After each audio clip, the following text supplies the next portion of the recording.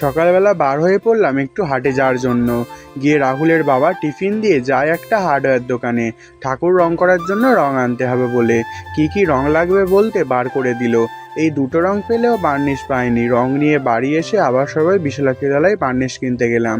এই দোকানটায় প্রথমে জিজ্ঞাসা করলাম কিন্তু পেলাম না, তাই যাই এই দোকানটায়, এখানে পেয়ে গেলাম। সব কটা নিয়ে দিয়ে আসি দাদুটার কাছে। এরপর যাই একটু জল আনতে। জল ভর্তি হতে হতে দেখি কারেন্টটা চলে গেছে, তাই দেরি হচ্ছিল। তারপর ঠিক হয় সন্ধ্যাবেলা ঠাকুরটা দিয়ে আসা হবে। এই যে খারাপ জায়গাগুলো দেখতে পাচ্ছ, এগুলো রিপেয়ার করা হবে বলে। ঠাকুরটা নামাতে গিয়ে আবার দরজায় আটকে যায়, তাই সবাই আস্তে আস্তে বার করে আনি। নিচে নামিয়ে দুই দিকে দুটো বাঁশ দিয়ে ভালো করে বেঁধে নিচ্ছিলাম যাতে পড়ে না যায়। বাঁধা হয়ে যেতে চারজন মিলে চাগিয়ে দিয়ে আসতে চললাম। বহুত কষ্ট করে পৌঁছে দড়িগুলো খুলে সাবধানে ঠাকুরটাকে ঘরের ভিতরে ঢোকাই, রেখে দাদুর সাথে একটু কথা বলে নিলাম। তারপর সবাই বাড়ি চলে আসি।